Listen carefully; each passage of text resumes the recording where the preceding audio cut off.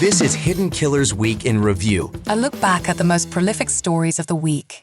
This is the Hidden Killers podcast with Tony Brueski. Featuring former FBI Special Agent and Chief of the Counterintelligence Behavioral Analysis Program, Robin Dreeke. Chad Daybell, his day in court is very fast approaching. His charges, well, they are long. Count 1, conspiracy to commit first-degree murder and grand theft by deception. Count 2, first-degree murder of Tylee Ryan. Count 3, conspiracy to commit first-degree murder by grand theft by deception. First-degree murder, J.J. Vallow. Conspiracy to commit first-degree murder, Tammy Daybell. First-degree murder, Tammy Daybell. Grand theft, the social security benefits of Tylee Ryan and J.J. Vallow. Count 8, insurance fraud from a Life Map insurance company. And count 9, insurance fraud from Primerica Life Insurance Company.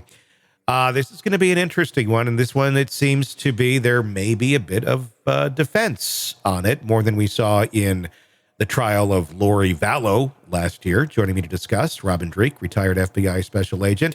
We're hearing John Pryor plans to call at least 7 expert witnesses to the stand in Chad Daybell's defense. Who? Why? What?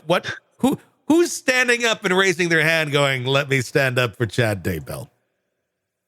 So let's think about this. I don't know what kind of expert witness you could bring forth except to verify that he was manipulated. So maybe a psych, for defense that says that, that he was a victim as well. And that it's all her fault. I mean, he's going to jail. I mean, he's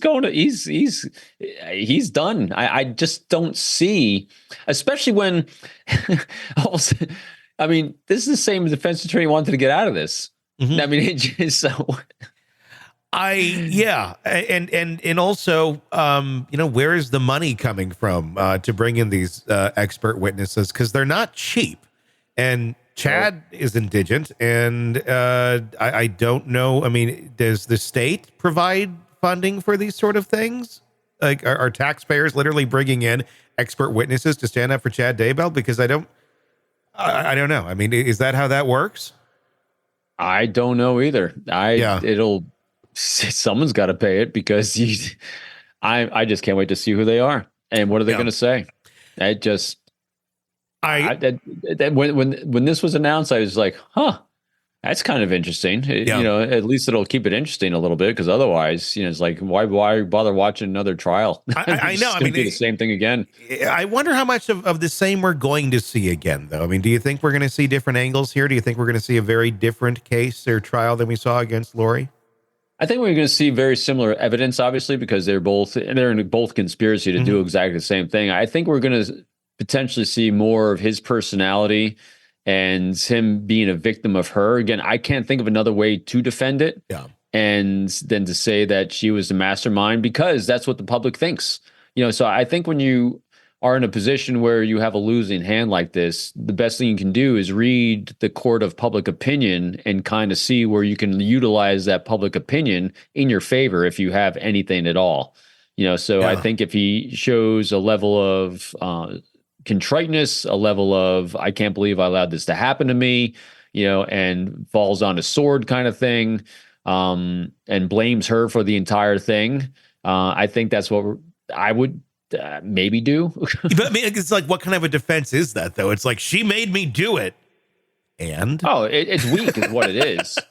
but what else are you going to do? I literally don't know what else you're going to do. Yeah. All those emails that I sent. No, those weren't me. What?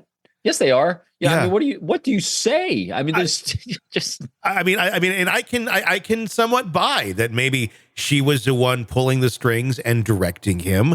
I want this done. Do this for me, and then he's like, "Oh, whatever," But again, that's not a defense. that's just like being complicit in a crime. So right. I think all you can do in that case is try to, when it comes to sentencing, get a better deal. I mean, I don't see this going any other way. And I'm wondering, is that the main goal here at this point? I mean, I'm going to guess. I mean, John Pryor already said he doesn't want to be on the case. Who is representing him? Are they? Is he in any way trying to get him off? Or is he there's no chance of that?